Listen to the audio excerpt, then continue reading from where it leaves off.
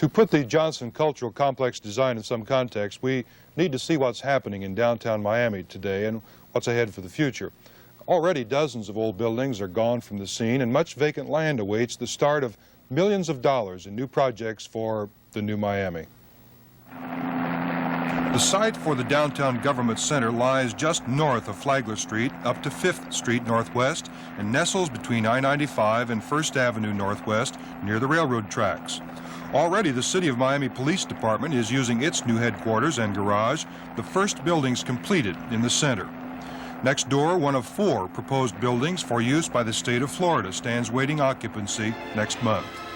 But when will parking lots and decaying buildings give way to proud landmarks? Well, hopefully by the year 2000, all projects will be complete, or so says the master plan for the 31-acre undertaking. By then, the county will have a $21 million art gallery, museum, and library complex on Flagler Street. The City of Miami will have administrative offices further north with 67,000 square feet at a cost of $3.2 million. The master plan also allows for a federal building or a sports arena with a possible amphitheater in the center of the tract. A $30 million county administrative building will dominate the skyline with its 26-story tower. Next door will be a major station for the rapid transit line. Also, the proposed people mover may help 11,500 employees get to and from work. Still, the Johnson Cultural Complex is going to be the focal point for all of this, and the design as currently being presented by Johnson has not pleased many South Florida architects who find several drawbacks in the design. Charles Harrison Pawley, you're president of the South Florida chapter of the American Institute of Architects, and as such are the spokesman for the group, which is a lot of architects.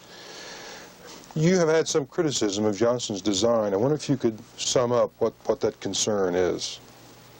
Well, this chapter, which represents over 400 people, has been very interested in this project and wants it to be the best that Miami can have, considering we probably won't have a chance to do this again in another 100 years. Yeah.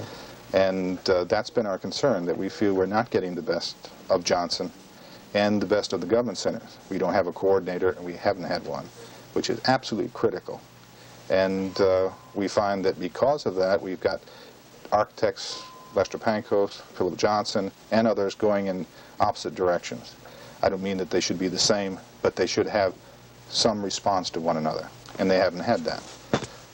Further criticism of the Johnson building is that it doesn't really respond to our weather, our climate, our sort of personal ambiance of, as a city that we're trying to develop. And here we have an opportunity to do it. And we're reaching into the past for something that is talked about as being regional architecture, and of course the AI doesn't feel that that's so, even though we do have some buildings that are similar to this. We just don't feel that you should have a 30,000 square foot plaza without a tree in it. Can you imagine people moving through that plaza in the middle of the Florida, most of the months of Florida, being able to move from building to building with no cover, coming up 200-foot ramp fully covered and then having to step out in the weather again to get anywhere in the plaza. Metro Commissioner Ruth Shack has taken the coordinator's need to heart and has spent this past week making sure one is hired as soon as possible. At this point, you do expect some significant changes in Johnson's design. Absolutely. This was voiced at the commission level, if not at the official ratification meeting, certainly in the public meeting that we had with Mr. Johnson. And privately, the commissioners have made significant suggestions to the design of the building and to the use of the building also. And the commission expects those changes to be forthcoming? This was a part of the resolution that we accepted. The recommendation that came from the county manager talked about working with the community. In my statement, when I voted for it, I talked about how pleased I was that Mr. Johnson had listened to the community and had been willing to adapt some of those criticisms into his plan.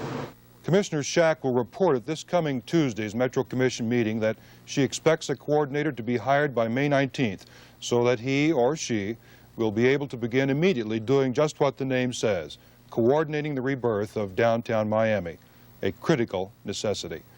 We'll be right back.